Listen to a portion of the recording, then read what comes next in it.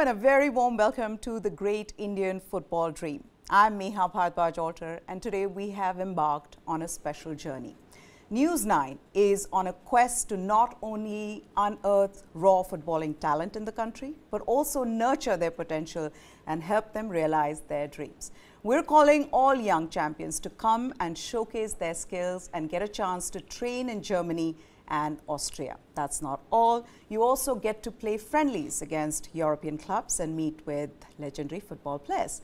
With this, we also want to start a series of conversations on the beautiful game. How can India become a top footballing nation? What are some of the biggest issues inflicting world football? What has contributed to Germany's footballing success? And much more. Without further ado, let me introduce a very special guest, Kai Damhorst. He's the senior head of media rights, German Football Association. Welcome to the show, Kai. Thank you for having me, Meha. So, is this your second visit to Delhi? You were just telling me. How's been the stay so far? Yes, my second visit. The first visit was around 10 years ago, when I used to work with the Bundesliga. And it's great to be back. It's a wonderful experience. Previously, I was in Mumbai for 2 days. It's very bubbly, energetic experience to be here. It's wonderful. Now, Kai is here for our News9 campaign, Indian Tigers and Tigresses, a hunt to find India's footballing prodigies under the age of 14. So before I ask him about the event, let's get you the details of this campaign. News9 is organizing Indian Tigers and Tigresses, the hunt for India's best footballing talent under the age of 14. This is a campaign that seeks to unearth footballing talent, both boys and girls from all parts of the country.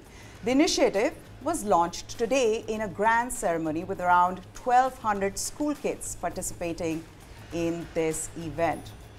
There were representatives from the German Football Association, the Bundesliga, BVP, Borussia Dortmund, Indian Football Center in Europe, and these representatives interacted with the kids. The registration for this hunt will open in April, and European football scouts will assess the entries. The selected kids will be called to the scouting venues across India by the end of June. Top 200 contenders will make it to the football training camp, and 20 Tigers and Tigresses will be selected from the camp to go to train in Austria and Germany. They will also play some friendly matches with European clubs and meet football legends in August. It's News9's way of trying to foster a deep-rooted connection with the beautiful game. And let me get back to Kai there, who was present at the event. Tell me what that was like, because you would have seen a lot of enthusiastic kids, but that's not enough. You need much more to make sure that the sport grows in a country. Absolutely. The event was breathtaking. We walked into this room, music, energy. We felt like maybe boxers going to the ring, cheering crowd. Yeah. You could really feel the enthusiasm. And, Germany football is really the religion, the #1 sports by far. Like in India, cricket, but football seems to be growing a lot. And it means a lot, and we're very excited to be part of this initiative, of this campaign, Indian Tigers and Tigresses, and also just help promote football in India. Yeah. I've got to talk to you a little bit about the experience of being at that event. Now, why I want to talk about this is that, #1, there were a lot of enthusiastic kids, as I said, right? These kids are genuine football lovers. So you know that the youth of this country is interested in football. They're also consuming football differently now, with different streaming platforms. So they get that chance to watch the best in action. But then comes the whole point of, where is the infrastructure? Where is the coaching facility for these kids? Is that what is needed right now in India to, sort of transform the sport? I think it's a multitude of things that can be and should be done at the same time. One is, which is my professional objective, to bring our sport to India, to make it accessible for everyone, but also to activate it in the country. And then together with our friends from the Bundesliga and from the top clubs and from the professional clubs in Germany, and also technology, we can bring coaching insights, we can bring technology cooperations, we can bring kids to train, like you said, in Austria, in Germany with clubs. We can bring media to the stadium. So there's multiple touch points we should act upon. What is it that we can take in terms of, you know, you've talked about data analytics. What is it that we can take from Germany when it comes to adopting technology? Well, I think it's probably like a easily adapted hotbed of technology in India. So we just have maybe the short advantage of how to implement technology in football. But I think India will very, very easily adapt and adopt our technologies and have a leap to an advantage of coaching and of player analytics. So I think the last 20, 25 years where this has been growing in Germany, India can adopt in a few months and really take a leap forward in the development of football. Now, for every sport, it comes down to having a sporting culture, guys, and that's so. With Germany, it's football is in their culture. In India, it's cricket, like you said. Like we've all seen, IPL is on at the moment, and everybody is watching this Indian Premier League, the biggest cricketing league in the world. But for India to be able to get or to, make football a part of the culture, what is it that we can do? Well, I think one objective is to really showcase the product. I work for the German FA. Our stellar, besides the national teams, our stellar product is the German FA Cup called the DFB Pokal. Yes. It is a one-off, one-match, do-or-die knockout competition, and the small teams draw the big teams, and they play one single leg knockout. So there's so much opportunity for a small club to beat the huge, big Bundesliga star clubs. There's aspiration in it. There's Cinderella stories. And I think if we tell these stories to the people, if we really break down the stories, also show behind the scenes and make the experience of the stadium accessible to the people, I think the passion will jump over and the fans will understand the beauty of the game and especially the beauty of our competition. So I think this could be the vehicle, and around this vehicle where we make the DFB Pokal accessible for everyone for free in India and tell the stories together with our partners, mostly TV9, but also we go through social media and other partners, publishers, we invite sponsors. Everybody should be part of the story for the DFB Pokal to be a household name eventually.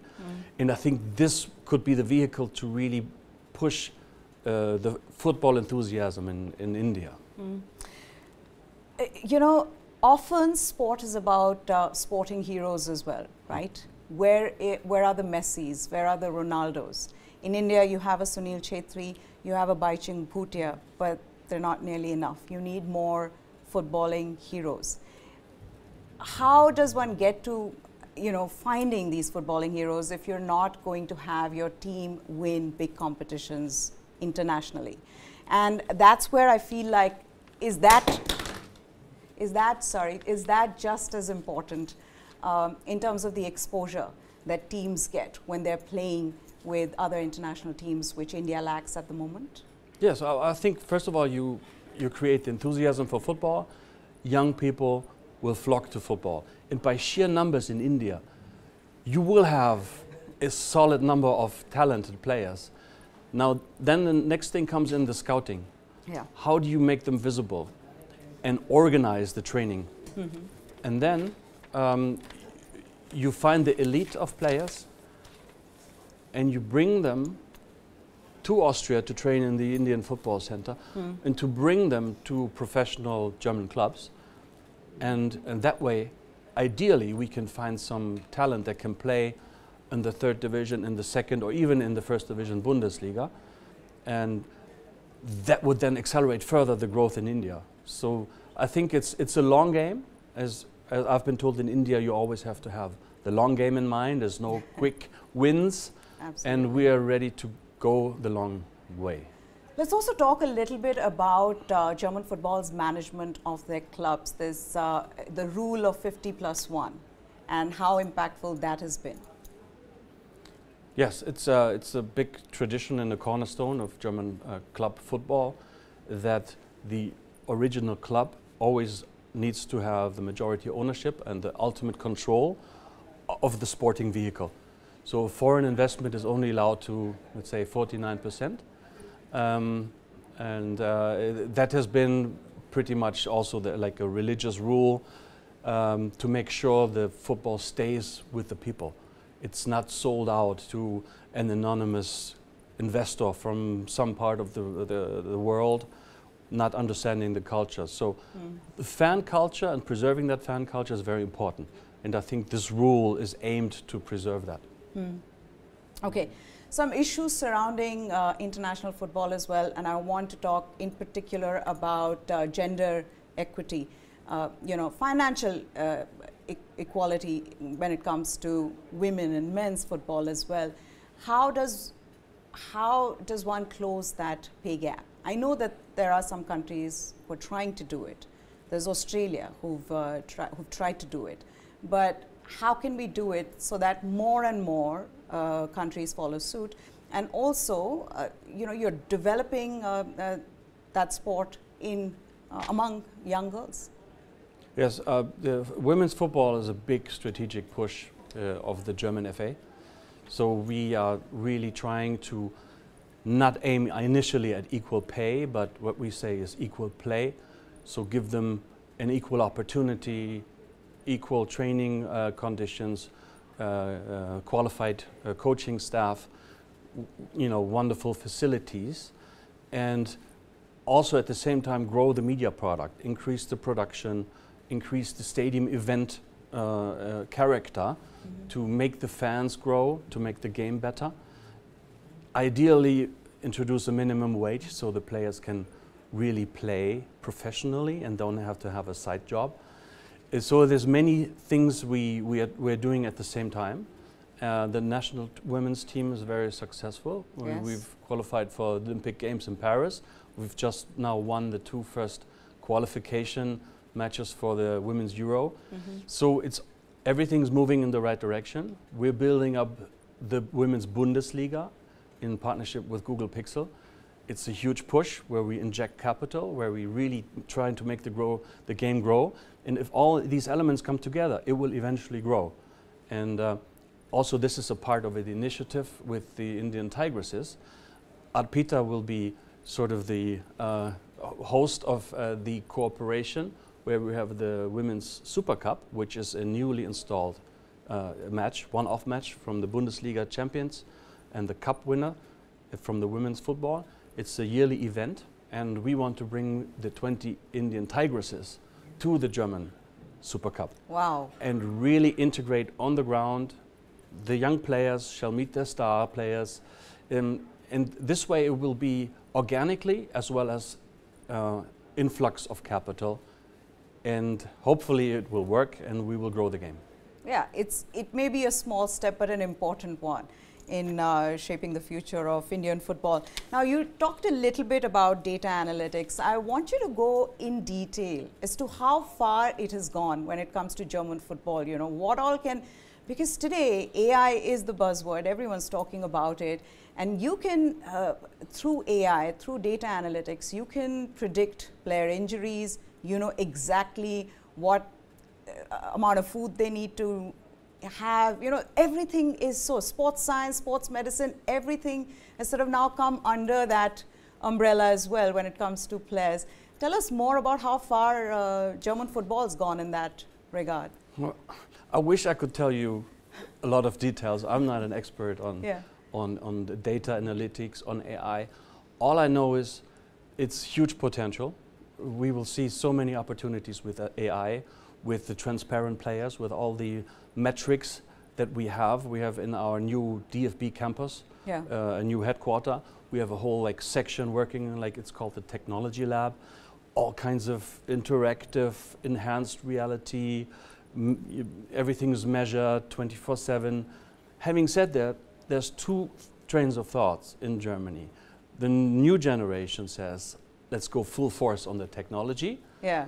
The old generation says, it's all about the football. It's what happens on the pitch. It's how the coach motivates, how fast you can run. And our job is to bring these two trains of thoughts together. And I think that's the challenge in the next years. But like I said in the beginning, it's huge potential to grow the game even further. Yeah, that's an interesting one, but it's always that way, right? You have two thoughts always colliding. The old thought of, you know, you make your strategy as you get into the game on that day, how the other team is playing and not what the computer has decided for you. Okay, now the Indian football team, the men's team, they had a good, successful 2023. They won 3 trophies. They were doing well, but this year they lost to a lower ranked team like Afghanistan. Germany has been in a pretty similar situation in that sense in recent times, but we'll right now focus on the Indian team. If I were to tell you, from all your experience of being associated with German football, 3 steps, you know, the first 3 steps that India needs to take in getting better, in improving their ranking, in just being able to, you know, make the cut among the Asian teams. You know, let's start small. What would those 3 steps be? Well, I think the first step is the grassroots. Where are the players of tomorrow? And like I said before, you need to grow interest and you need the scouting. And then, you know, really make sure you identify the players who have potential, men and women, to make the first team. And then it's the training methods and facilities, which are hugely important. Obviously, the best coaches you can get. And then it's just believe in it and pull through. Like you said, German national team had a dry spell. Since 2014, we had lots of unsuccessful tournaments. And suddenly, it came all together this March, last month. Finally, Julian Nagelsmann, our new head coach, he found the magic potion of bringing the right players who had success in their clubs, where the momentum was right, namely Leverkusen and Stuttgart. Also put some core players like Bayern Munich, Musiala, that you absolutely need. And then form a team around it. So the human element, not to dismiss data, but the human element is so important. And if these three things come together, you really have the magic potion. And you know, you have to believe in that.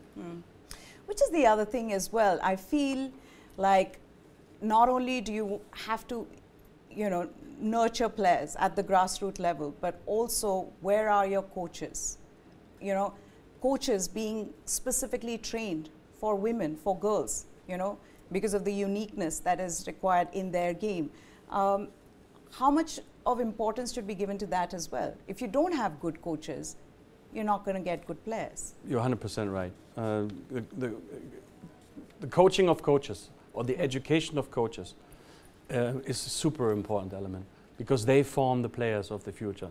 Not only from the skill on the field, also understanding all the metrics on the data analysis, but also the character building. These are very, very young people, and they need to finish school at the same time, and they need a shoulder to lean on. And yes, they need discipline, and they need training on the job, how to excel at football. And all of these things are very important. So Germany has been very successful in building the youth academies. There's a standard that each club has to fulfill in terms of numbers of coaches in different functions, numbers of physios, doctors, etc. And all of this is mandatory in order to be able to get a license to play in the Bundesliga, in the second Bundesliga, in the third division. So there's, like I said, you can't stress enough the importance of coaching. Hence, you know, we are offering to help India educate their coaches, because anything they can learn from us, where we can bring them up to speed quicker, they can then put out to the football community, to the clubs and to the regions. Okay. How long before an Indian can play in the Bundesliga? If we start now, which we intend to do, maybe 5 or 6 years. Maybe second Bundesliga should be the first goal, but I think that if there's a breakthrough, 5 or 6 years could be possible.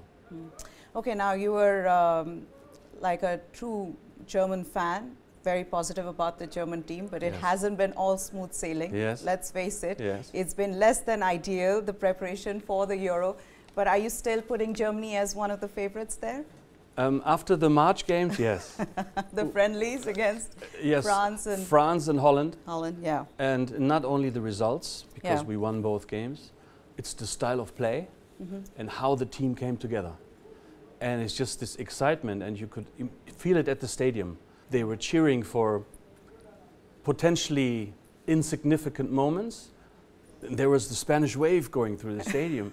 So yes, since these 2 games, I believe in Germany, they have a serious shot at the title of the Euro 24. Okay, that's speaking as a senior head of media operations, German Football Association, but I'm afraid I'm a little biased. Yeah, yes. But who are the toughest competitors this Euro? I think France is super tough, as anyone would say. Yeah. And Italy is tough, England is tough. But there's no small teams. Rudi Völler used to say, a coach back in the 2000s. Now he's our sporting director for the national team. There's no small teams, and it holds true now even more than it did 20 years ago. So, you know, in the Qatar World Cup, we stumbled over Japan. Oh yes. And we Drew stumbled. a lot of flag for it. We struggled. Well, we won, but we struggled against Costa Rica. So you have to be really careful. Yeah. And first we make the group, and then we play ourselves into this wave, this unstoppable avalanche, and hopefully we'll go very far. But I think, besides the outcome of the tournament, for us, the style of play, that we are really playing for the fans, where we act as a team, and also the host. We are the host of this fantastic tournament. Yeah. We're hosting it in Germany.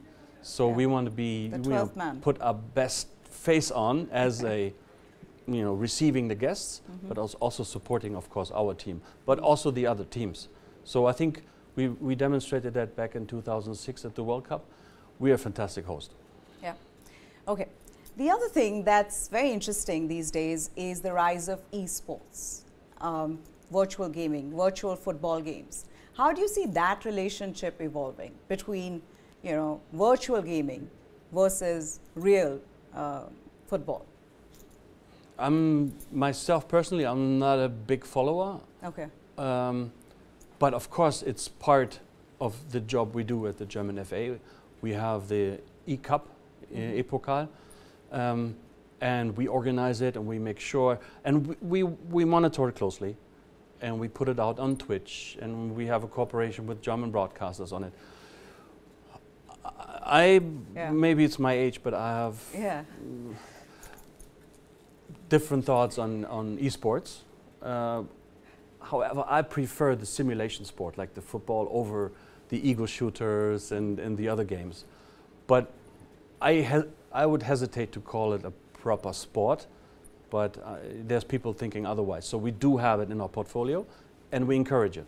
Yeah, and there are a lot of young, we're talking about the future, and I feel like a lot of youngsters have taken to FIFA and other games which they really, if they get a chance, then they want to play that. Yeah, but if it helps to bring people from the PC screen onto the grass, I'm all for it.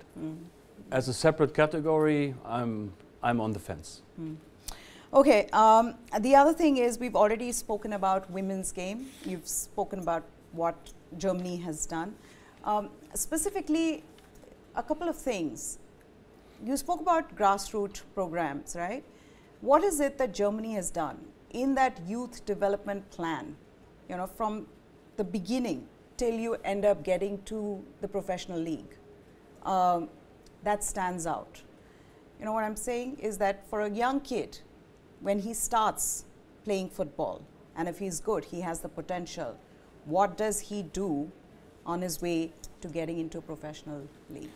Well, I'd love to make it sound like a magnificent master plan, but it is really in the culture. We have 24,000 clubs in Germany. We have 7 million members playing active football in Germany.